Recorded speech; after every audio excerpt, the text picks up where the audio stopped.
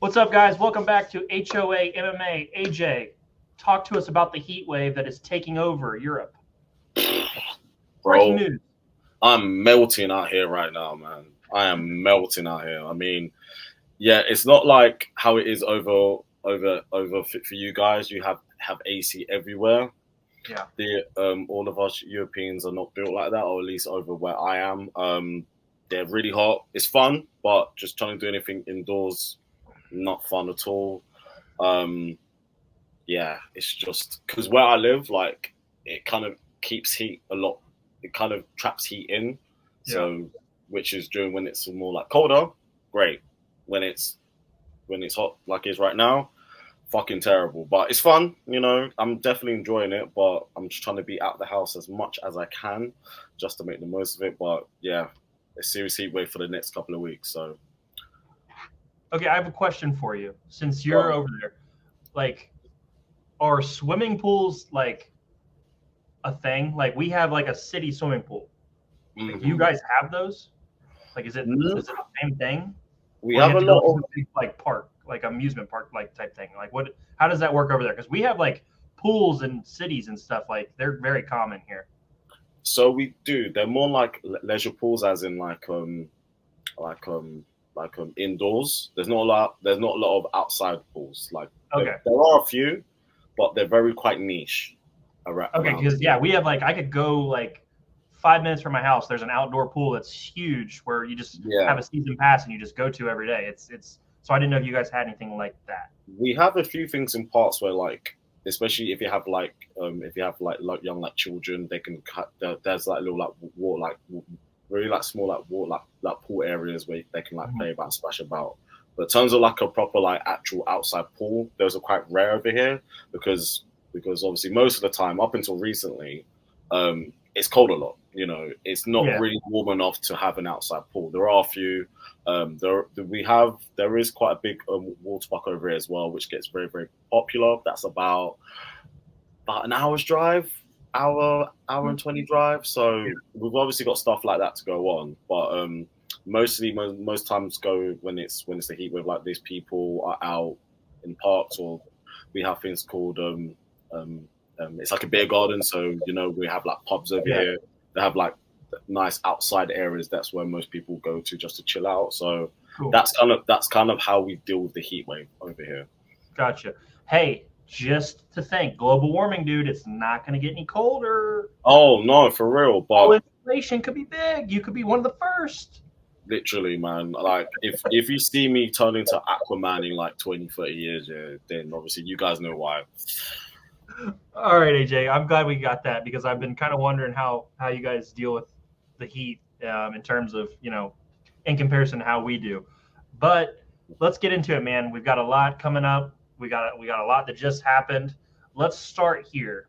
Um, this week we've been hearing news that Conor doesn't want to fight Dustin anymore. He hasn't been in the USADA pool. I think just yesterday he had like 48 hours to enter his name. So what do you think's going on with Conor? It's just I'm kind of out on the whole thing. I think the show is getting stale. I just think like if you asked me in 2015, I'm on the wave, and now we're getting 8 years later. The act is just kind of running dry for me. How do you feel about this whole thing? It's very clear now with Connor. It's kind of like, you know, you've obviously got Connor, you got Connor in terms of fame, and you got Connor in terms of the MMA fighter. In 2015, his life was about MMA. Like he just wanted to fight, and you can see that like the rise in which he rose when like especially when he kind of fought like Eddie Alvarez when he came like champ. That was when that all he was working towards is to be I'm going to be the best fighter out there. Now, ever since obviously Floyd, and obviously whenever you go out there and you make $100 million, Yeah. that's gonna change your life. You know, for someone who was on like welfare to have that amount of money, to have like his successful like businesses and stuff like that, it's very clear he is more enjoying the fame than he is wants to be the best mixed martial artist. Like you know, he's very much more of a businessman now, and we can tell. You know, he's out in Monaco for the Grand Prix. He's punched up mascots, you know, in the NBA finals and sending them into the hospital and stuff. This is clearly someone who isn't grinding every day. Like, you know, like you wouldn't think that, you know, like he has a fight coming up. And to be fair, and obviously, like the fact is, we still don't have a date. We still don't have a date. We still don't know when he's going to fight Marvin Chandler. And now he's like, oh, I changed my mind, you know, or like, you know, I don't want to fight Chandler, you know, talking about Dustin, I don't want to fight him anymore. It's like, it's very clear this is someone whose focus is elsewhere. And he's kind of just like, I don't want to say he's spiraling out of like control, especially with obviously the recent news that's come up against him as well now. But it's very clear that obviously fighting is clearly not at the forefront right now, you know, and especially at this point now, like he hasn't even entered the pool yet. I thought that he would have, but you would have thought by the time Tough started, he was going to be in the pool. The fact that he hasn't is very, very concerning if you are like a fan of him. Because to be fair, regardless how you feel about him, whenever he does have a fight on, he brings bums on seats, he brings eyes everywhere. Like, you know, there's no fighter that basically doesn't like him. So yeah, it is very, very worrying. It's very, very worrying because I'll be real, I'll be shocked if this fight happens now at this point. Yeah, and I just want to correct myself. I said Dustin earlier. I meant Chandler. The Chandler fight is what I meant. Yeah. Dustin obviously has got his own thing going with Justin Gaethje. Here's my next question, and we'll kind of move on to the next thing after this. Do you think the concept of the tough enough coaches fighting is kind of dead? Like they don't like these are the coaches, but they don't always end up fighting at the end of the season. You know what I mean? Like it used to, like when it first started, this is building up to a big time fight, these coaches. And now it seems like we don't get what we were originally talked about. How do you feel about that going forward?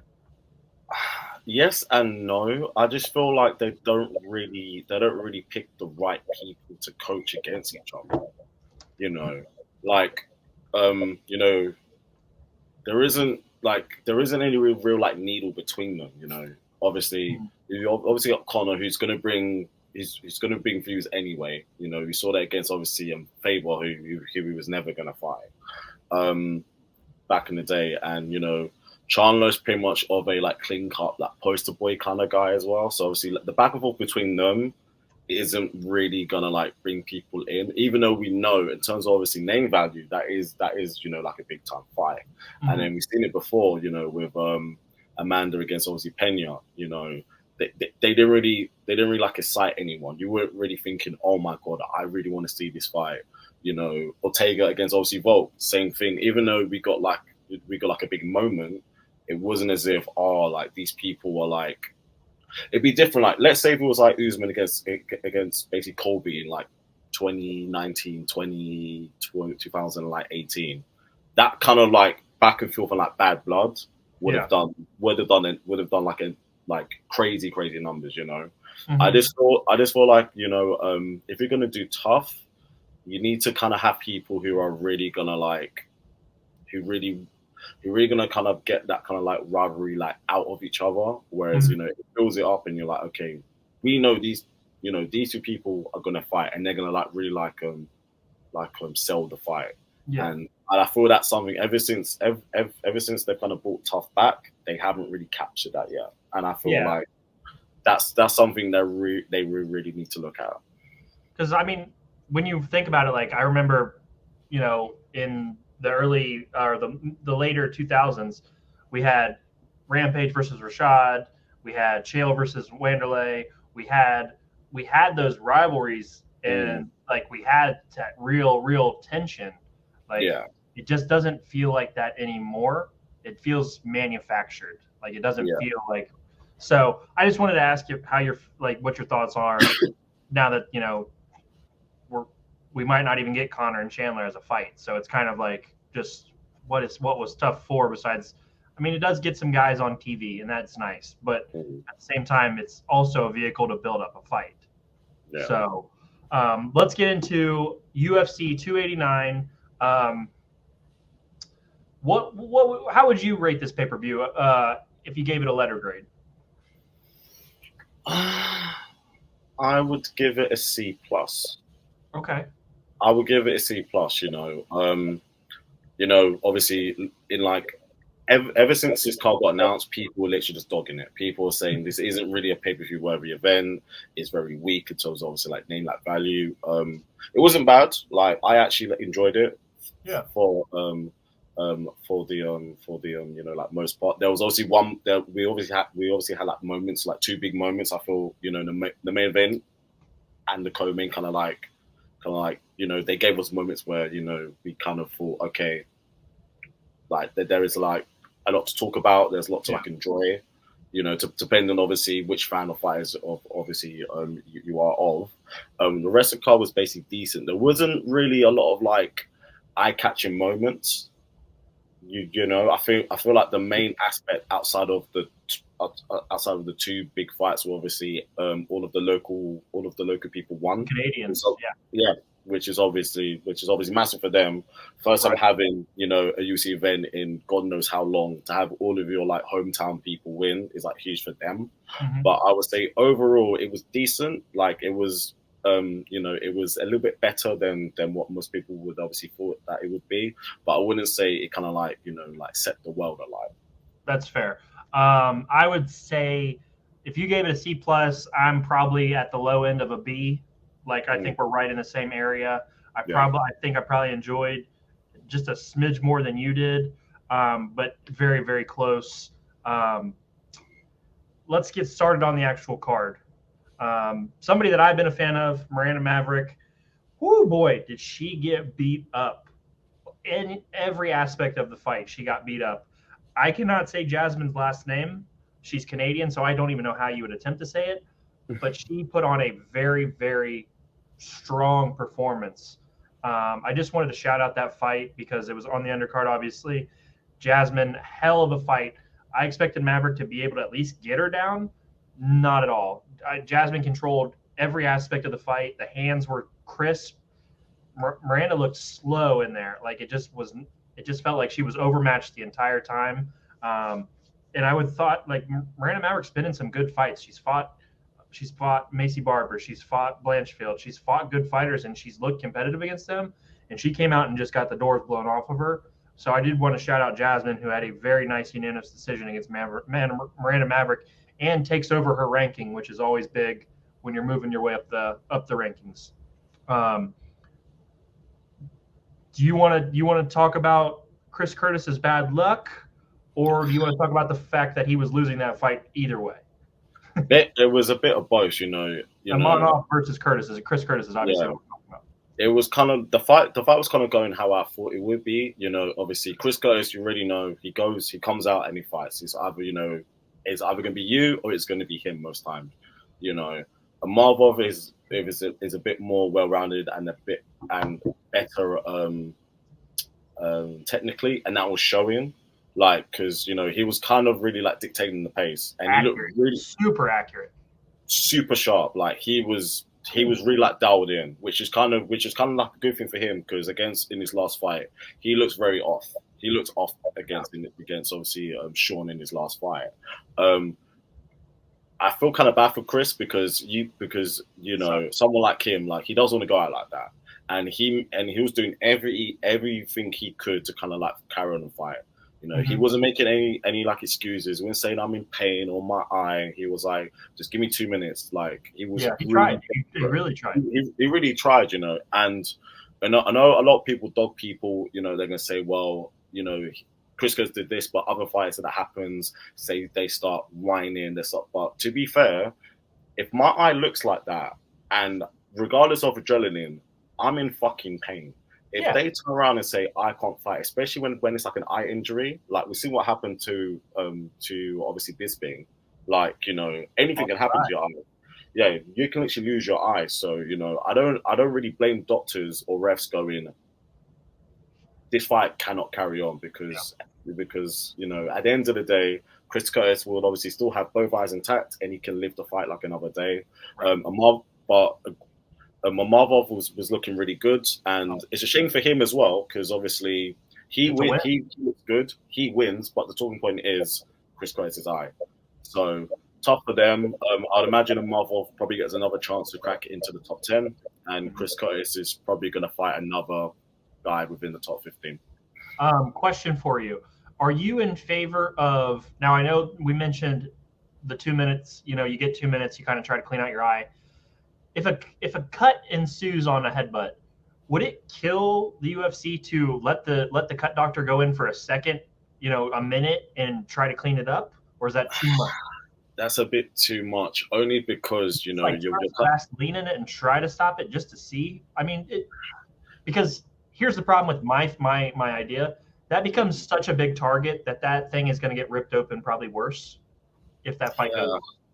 I feel to do that mid-fight is a bit unfair because, if they go in and they do that, and that's going to take at least a minute or two, right? Because if I think in between rounds that happens, if they're able to do that, that could give the fighter enough time to recover and to obviously take something off. To be fair, damage happens in fights. This is actually MMA. At some point, you are going to get hurt. It's very rare to go into the fight and take 0 damage, right? It's the same thing, with let's say calf kicks. After a while, you can see that obviously, if you take 3-4 really good calf kicks and the guy's legs bruised up to shit, me as the guy's players can basically tell your leg is compromised. I can go for it. Same thing with like an eye cut. Yeah. Okay, cool. I've let off an elbow. I've let off a punch. I've obviously basically caused his injury. This is my advantage. You have literally. There's a reason why we have obviously 5-minute rounds and there's a break and there's a minute break between them. A minute break gives obviously both people to obviously 1, rest, and 2, if there's any damage to kind of ice it up or get the grease in. So trying to do that mid fight is a little bit unfair, and that would handicap the other person's hard work. But if it's a headbutt, it's not hard work. Yeah, no, of course. So the only reason I brought this up, I was looking at Chris Curtis because he usually goes on these tirades about getting headbutt, and he wasn't that bad, really, in my opinion. This one. But it was mentioned in the DM or in his tweets, because the ref did give him probably more than 2 minutes. To be fair, and I do believe a cut man could have been in and out of there. I mean, it was just a more of a hypothetical because I don't think it's going to happen. But I was just thinking, if this ever starts to become more common, that cut was bad though. Okay. And Amanov is definitely picking that apart. Yeah. As good as he was that night, he's definitely picking that apart. Okay, that's fair. To kind of pick up on your point, accidental clashes happen, right? Obviously sometimes they do happen, but then let's just say if we were to put that rule in place, some fighters will use that to advantage. They'll purposely lean in with their head thinking, let's just say, for example, they're getting beaten up, right? They're getting pieced up. They're losing the fight. Yeah. If they think, okay, if I can lean in and I can cause any sort of cut, that gives them time to, recover and stuff, Some fighters will use it advantage. Obviously Bobby Green. I'm not saying he's a dirty fighter, but, in his last fight, he leaned in. He was leaning in. But that, to me, that's a different kind of headbutt. No, I know, but I'm just saying. Yeah. Okay. I see what you're saying, though. Yeah, but you may use people to find any kind of loophole, because the last thing you want is the people just to be, instead of fighting, they're just leaning in head first to feel like, okay, if I'm losing, if I lean in and I cause any cut, whether it's me or him or obviously he or obviously me or she, they'll feel like, okay, I just need 2 minutes to recover. I can get it greased up. Obviously, they can get it greased up. Yeah, and then obviously we can go again. I like that answer. That's a good answer. Yeah. No, actually, I think you explained that really well. That's the reason why that will never happen. Let's jump down. The main card gets started. Marc-Andre Barriault versus Eric Anders. Shout out to Marc-Andre Barriault. Really solid fight. I mean, he looked great. What did you think about that one? It was a good fight. It was a lot better than what I was expecting. But obviously, Mark looked good. Mark looked really good. very, very sharp, and especially against someone dangerous in obviously Anders. You know, I know he's very 50-50. You Yeah. know, when he's on, he's dangerous. When he's off, you know, he can kind of just get like blown away, like shot out. Obviously, Mark kind of like rose to it, and he looked really good. Like I was very, very impressed. He really shut down the takedowns. I mean, Anders got him down once out of 11 tries. I mean, he did a great job, and he was significantly better on the feet. Do you think that Anders should stick to acting at this point? I'm just, I'm just joking. I just wanted to throw that in there because they were giving him props for his acting during the fight, so I just wanted to slide that in there. But overall, good fight. Big win for the Canadians. They kept it rolling. Dan Ige versus Nate Landwehr. Man, Dan looked good. Dan made Nate look slow. Here's the thing. If you are out skilled, you got to let it go more. Like if you're in there with somebody who's better than you are, you got to let it go. And I feel like he didn't let it go until late in the third, which is too late. It's too late. So here you go. First round, you play it safe. If you want to play it safe and check and see how the points go, if you know you lost that first round and that guy's better than you, you got to come out in the second round ready to fire. And I felt like Nate waited too long into the fight. By that point, he'd been kicked in the body a bunch. He'd been punched in the body. I mean, he did a good job. He still busted up Dan a little bit, but there was a clear difference in skill, in my opinion, in that fight. What did you think about Dan Ige versus Nate? It kind of went how I kind of thought it would be. You know, only you have to be really good to beat Dan. You have to be really, really good to beat Dan Ige. And don't get me wrong, Nate was obviously coming in with really, really good form, but he never fought someone on the level of obviously Ige, and it showed. Like the fight went Dan's way, you know, on the feet. He even basically like dropped him a few times as well. You know, he did more damage and shots. You know, obviously Nate, like I like him a lot. Like he seems a very, very fun guy. He does have very, very fun fights. But then, you know, this is his first time coming up in like really elite competition, and he just showed he's just not there yet. So I feel like with him, he just needs to go back, maybe have 1 or 2, 3 more fights, and maybe try again.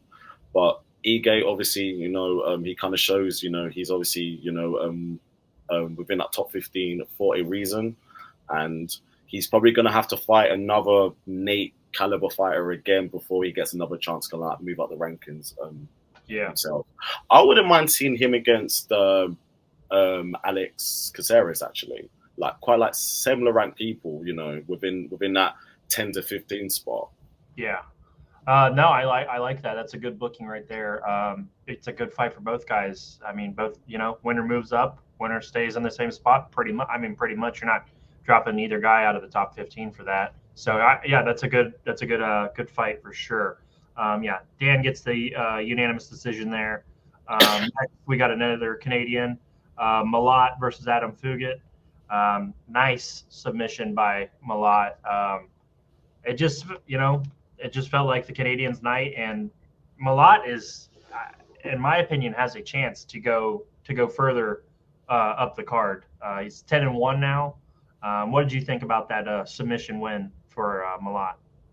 I was very, very impressed in the sense that I thought this fight was going to be like a 50-50 fight, and Malott literally, you know, he's thinking, you know, big card, big spot, hometown, you know, I'm amongst some people. Like when he walks out, like the crowd literally fall off the stage. Like when he's walking very, out, very dangerous, very dangerous. You know, he looked good, and obviously like Fugit is no mug. Like you know, like Fugit is a very, very, very, very, very good fighter, and you know, like the way that he put him away.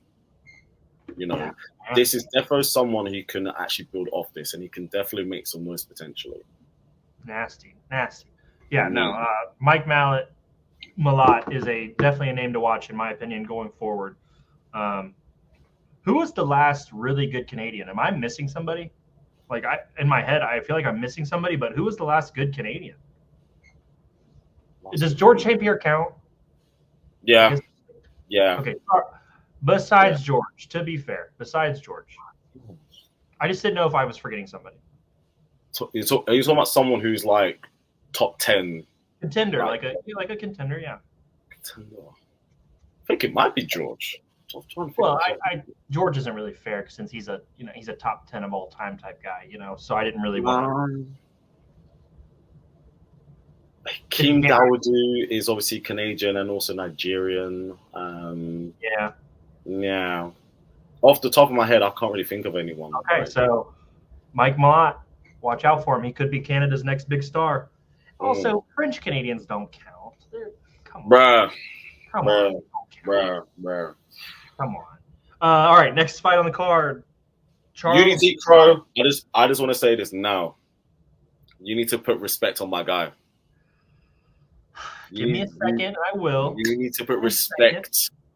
You need to be you. Okay, so here's my thoughts. I'll lead into it. And I'll tell you my thoughts. Charles do Bronx with the TKO over Benny DeRouche. I think this solidifies that Benny DeRouche was overhyped. Charles is still Charles is not as good as everybody wants him to be. Benny was overhyped. He was protected, and Charles caught. I'm just kidding. I'm just kidding. Amazing job by Charles. Oh my God. I'd written him off, guys. I plain and simple. I had written Charles off, and he came out and showed his power, showed his punching ability. He didn't even take any damage this time. He usually has to get knocked down before he gets going, and he just incredible fight. Hell of a just great for Charles. He deserves it. He deserves it, and now he's going to get Islam again, and awesome, just awesome. What do you tell me about it? Go ahead, because I was gonna turn heel on you, but I decided just give him his props and let it go. Man, I mean, I feel kind of bad for Benny. 7-fight win streak. He was meant to get Islam before Islam got the title shot. It was clear that this fight was kind of set for him. If you come out here, coming off a good win against obviously Gamrot, if you go out there and you obviously beat like the former champion, you are going to get the title shot. Which is going to be in October in Abu Dhabi. I feel like everyone kind of knows. Islam's going to be back around then. But boy, that man Charles do Bronx, man, because it wasn't even the fact of like, okay, he got like another finish. It was the way he did it, because he actually utilized kicks, and this is the first time we've seen him throw legit head kicks like that. We know he's really good with his Muay Thai.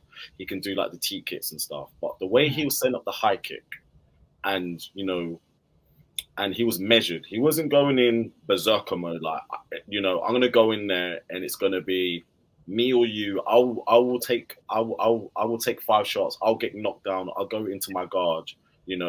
Just basically so I can get through the fire and I can just outwill you in a way, right? Mm-hmm. He was very measured in the way he was setting up the kicks. Even when obviously Dariush actually got him down and he was in his guard, he was still throwing elbows, he was still scrambling. He wasn't just laying there and kind of like settling. And I think that's what he's learned against obviously Islam, because when Islam like took him down, Islam kind of just had like his way with him, and the way he set up the finish, the way that he set the head kick, because obviously Benny kind of catches it, but it wraps around and rocks him enough to be like, okay, I've got him here. And the way that like he actually like picks away his shots, you can tell. We can tell in his last fights against obviously Chandler, Dustin, and Gaethje, he's really worked on his Muay Thai and his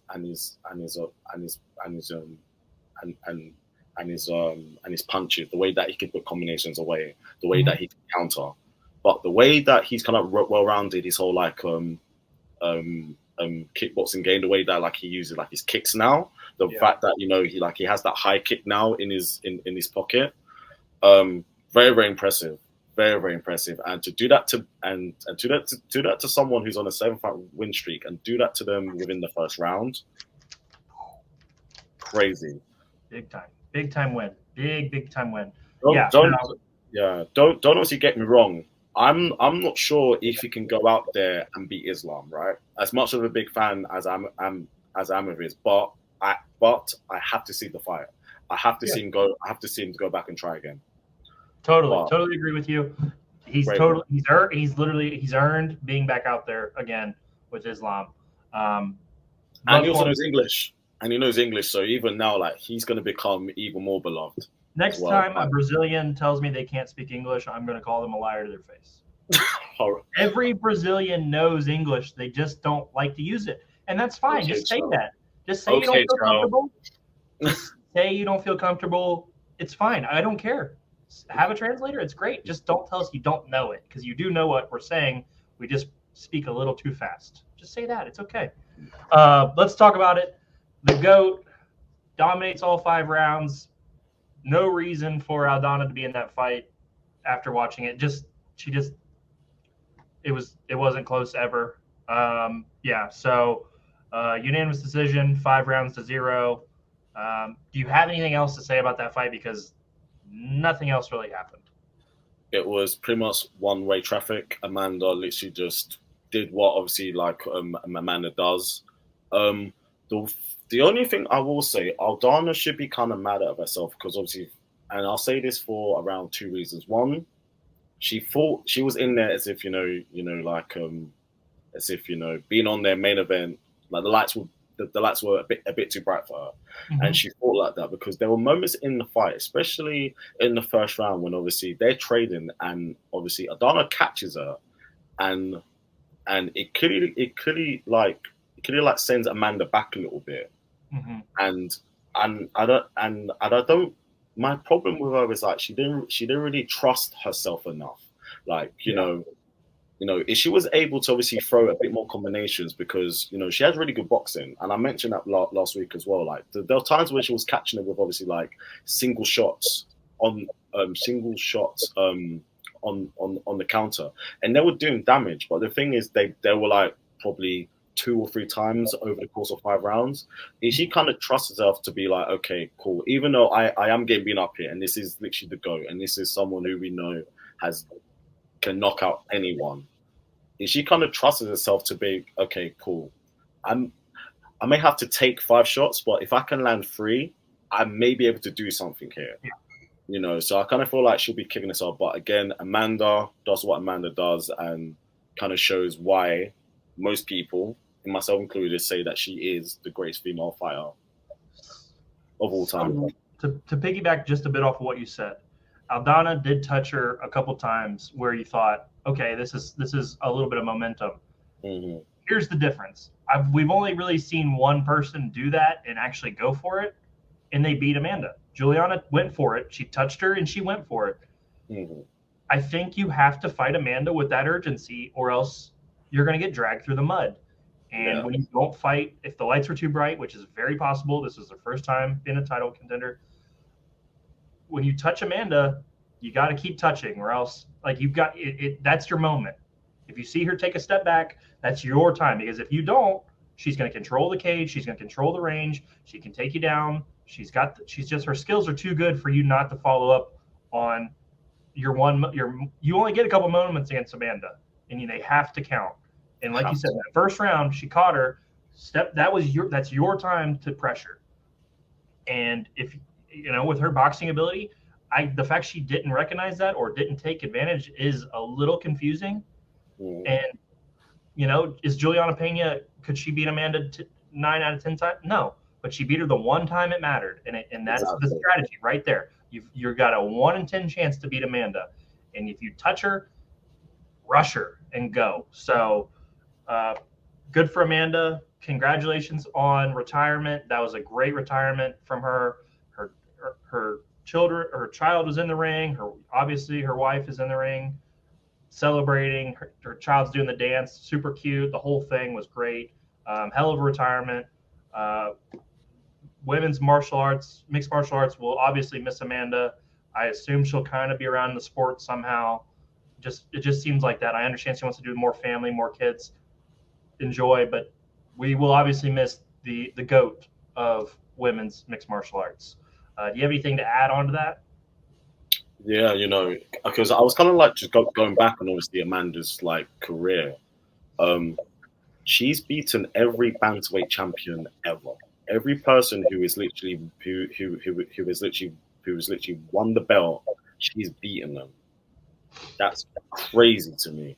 She's Insane. I feel she went on like after losing against Kat Zingano, went on a like 7, 8 year, maybe even nearly like probably like 10 year like a win streak. You beat obviously Ronda, Holly Holm, Misha Tate, Cyborg, everybody.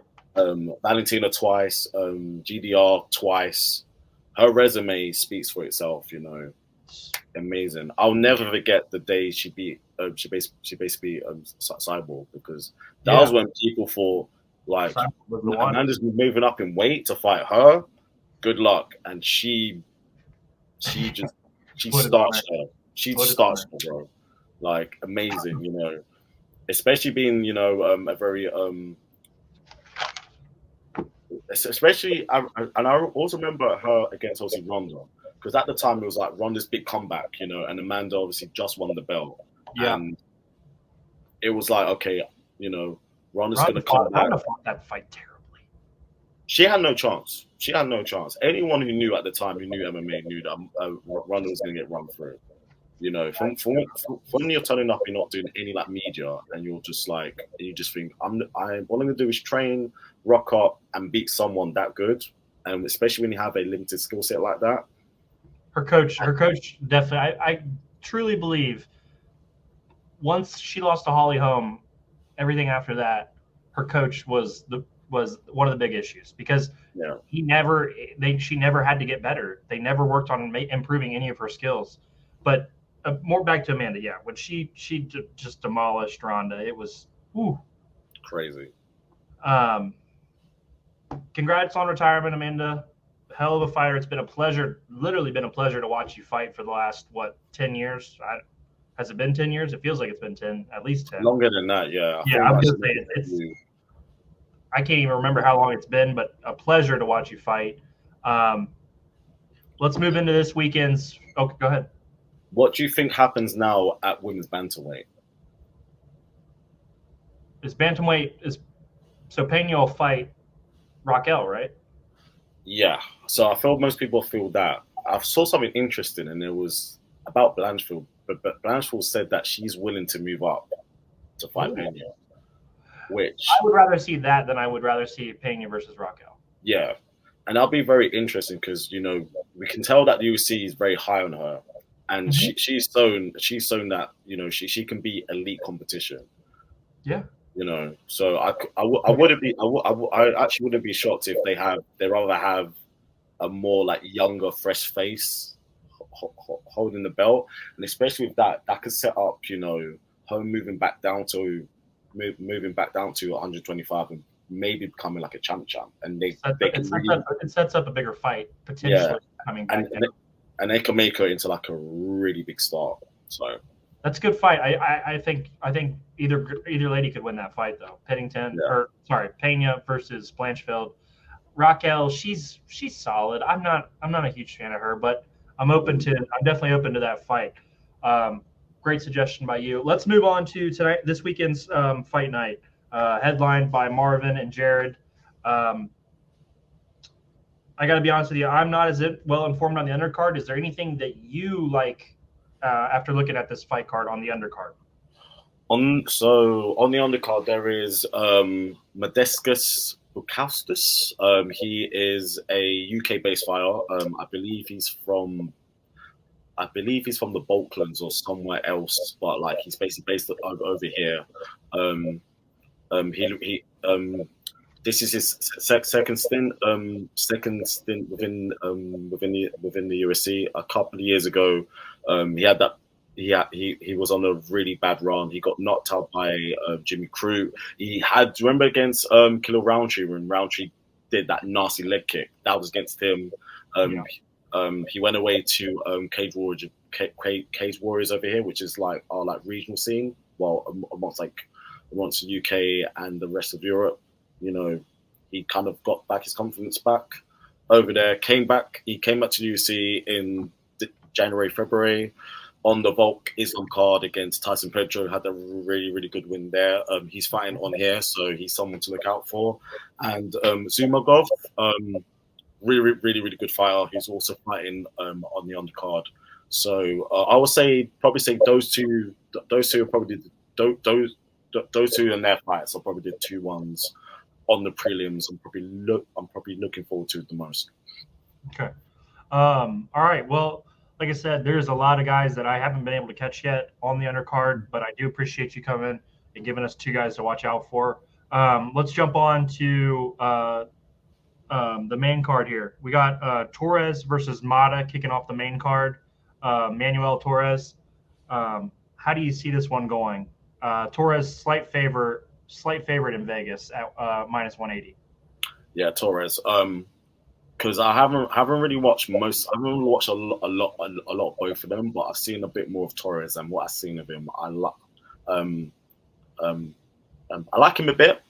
So I would say I lean towards that, even though my knowledge of them both isn't the greatest. I saw Torres fight on the Jan Blachowicz card against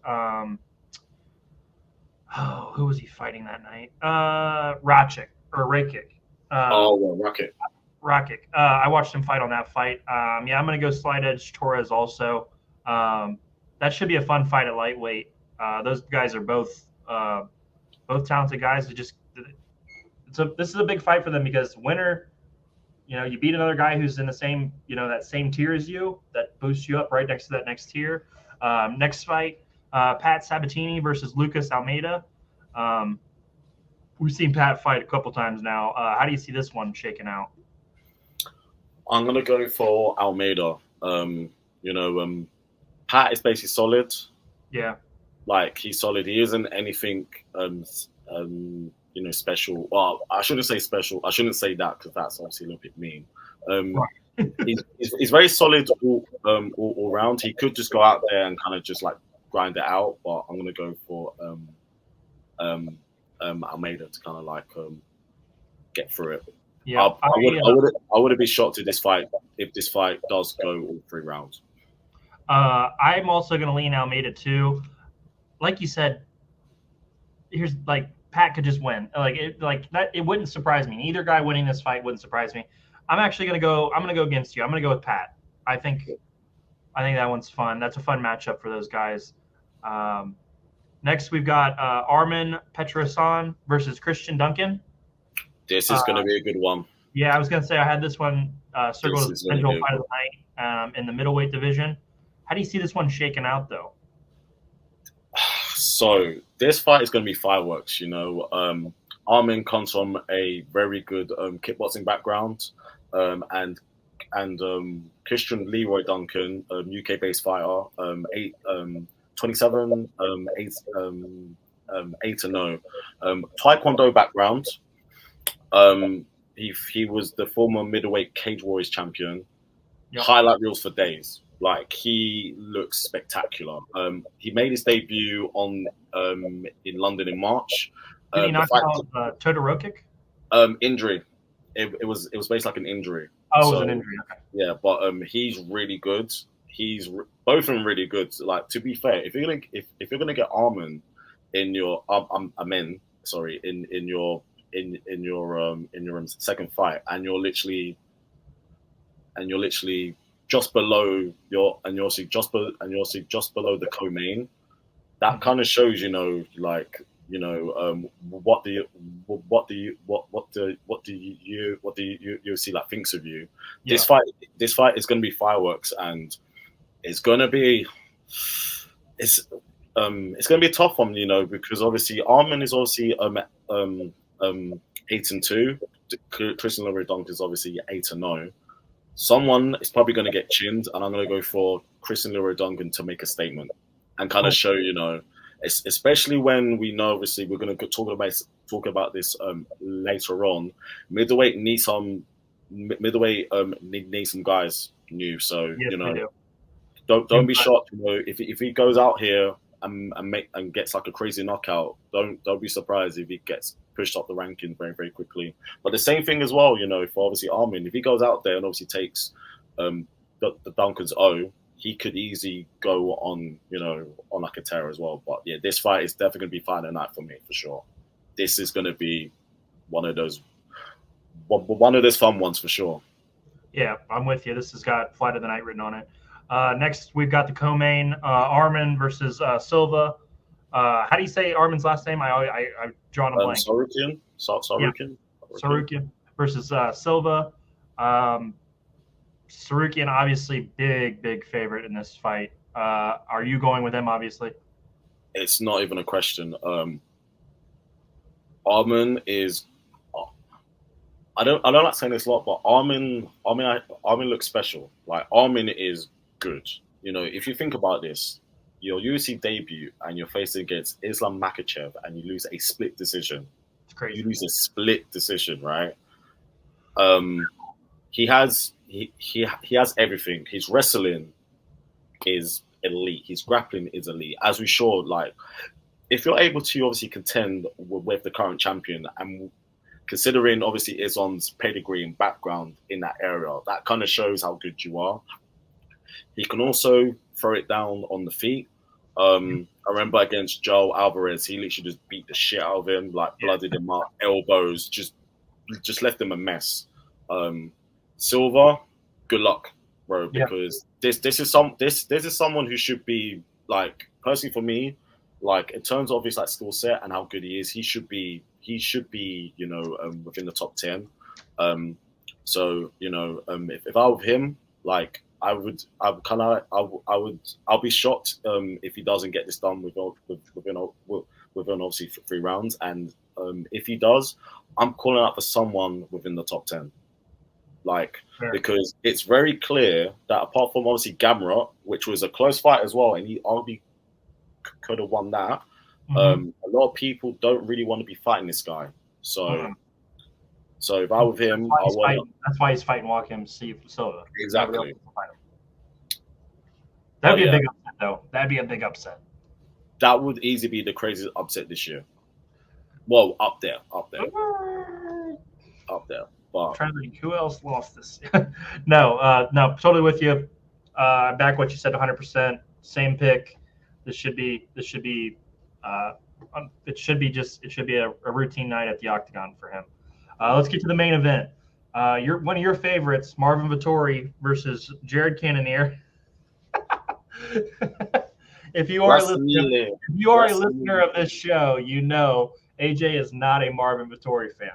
Marvin versus Jared. How you got this one shaken out? Because I think we're both going with the same person, but maybe for different reasons. I think you should prove me wrong and pick Marvin. This fight's a weird one because both guys are kind of like stuck right now. Because both guys have obviously fought against the champ, have lost. They fought against the next best guy, have lost, and it hasn't been close in both fights. They've lost clearly in both fights. So they're kind of like stuck in this where like normally in a fight like this, if you win, you're probably going to get a title shot. It kind of seems like now you're probably going to have to win another 2 fights to even be like thought about. And they're both coming into this fight on poor form, Marvin Vettori against obviously Roman Dolidze. I actually thought he personally lost the fight. Like, that fight wasn't really the most eye-catching fight. It was pretty much a very sluggish fight between obviously both. And Jared squeaked to win against obviously Sean Strickland at the end of last year. Yeah. You obviously, and Jared is 38. Marvin's only 29, which is crazy to me because to be fair, he looks about 37. But it's a case of can Jared actually hurt Marvin, because we know Marvin's got has got a big head, and he can just like take shots as if it's nothing. Yep. I've got Marvin winning this. Wow. over 5 rounds because I just feel like he's gonna be able to use his wrestling and kind of just like grind Jared away. Wow. Yeah, Huh. That's tough. Did not expect yeah. that out of you. But I'm gonna be real. Seen a lot of growth from you on this show, and I appreciate that. I'm going with Jared. I think Jared will be able to get Marvin down and do some of the same things you said. I think Jared has those skills. Obviously, we haven't seen the best Jared in a while, but now is a good time to bring that Jared back. Because after he lost to Rob, he had that nice 2-fight win streak, and then he fought Izzy, and he looked just terrible. Didn't really want to be there, it seemed like. But and he, squeaked out the fight against Sean Strickland. This has got to be Jared putting something forward. Do you think because Jared's so stuck, could he get back up to 205 and try to make a run there? Because what's the point? Here's the thing, Jared's not going to be above Whitaker or Adesanya. What is he here for anymore? I mean, when you're around 38, there's only so many fights you got left, and and to be fair, when he was fighting at 205, he was getting knocked out. There's a reason why he was cut down in weight because he wasn't really in that fighting shape. Because if you kind of look at him at 205 and like heavyweight and the way he is now, obviously like shredded everything, his power is carried down, and that's him fighting at 185 is what like he always like should have been. He just wasn't in the right shape. If he goes back up to obviously like 205, you're fighting against, especially where you've got a lot more muscle now. Yeah. Whereas like body fat, you're fighting against naturally bigger guys, and there's a reason why you obviously move down. Like, do you really want to put your chin at 38, 39 years of age against people who are bigger than you, who hit just as hard as you? Yeah. You don't really want to do that at this point. If he was a little bit younger, cool. But I feel like he's probably reaching towards the end. That's fair. Yeah, but I am excited for that fight. I hope both guys show up and can put on a show for 5 rounds. That'll be good. It's a good way to cap off this card. That really highlights some guys that aren't as well known. Really, but like we said before, it's usually these type of cards that deliver the best goods. So look forward to seeing that. AJ, before we get out of here, you got anything left? Yes, I've got a few things. So I didn't mention it last weekend, but PFL had the upset of the year. So Brendan Locklane lost. Mm-hmm. He's literally out of the tournament against Pineda. Mean body kick. First time he was finished in his 44 fight career. Crazy. This weekend, your guy's back. Yarol Romero is fighting Nemkov. Did you see how he did? Good, man. Nemkov's good. Nemkov is good. Did you see how they had the press conference like the other day, and like he didn't turn up because the press conference was in a hotel on the 99th floor. Yarol is scared of heights, so he did it. So he basically did it on Zoom. He didn't even turn up. Yoel is such an interesting person. Which is just Yoel just to death. And also, we've also got Pettis against Pitbull. So Pitbull's trying to become a three-weight world champion, cutting down to 135 pounds. So if he does that, he's the best Bellator fighter of all time. Oh, yeah. Like, and that makes him the 23rd best UFC fighter of all time. I mean, he did knock up Michael Chandler, so he will say he's like top. Michael Chandler slipped into his hand. It was. Yeah. I'm just playing. But no, but obviously Pitbull is extremely talented. He's a hell of a fighter. Whatever happened between him and AJ? Did that never? I feel like we never got a real conclusion to that. I just kind of feel like like Pitbull obviously just got like. After getting embarrassed in the first fight, and then he kind of got his win, even though arguably I felt AJ Mickey won the fight. He's feeling okay. I'm kind of done with you now. I don't need to fight you again. That's a missed opportunity for Bellator. Yeah, that would have been a very, very huge trilogy. But I kind of feel like AJ Mickey's stock's kind of like gone down a little bit. But But he has a chance, you know, if he goes out and wins his lightweight Grand Prix. Huge statement, considering how Usman Nurmagomedov just looks like a world beater. Like he just looks like a world beater. But yeah, you know, there. I mean, outside of UFC, there is quite a lot of MMA to obviously look forward to. So yeah, that's all right, probably guys. There it is. That is HOA MMA for you. We appreciate everybody watching. Views have gone up a little bit. We do appreciate all that. Keep hitting that like and subscribe button. And we will see you guys next week to recap and then get ready for the pay-per-view. See you guys next time. AJ? It's Tatsuro Taira fight week next week. You guys can see the excitement. And we didn't have to mention Dune this week to get views. Bye, guys. No.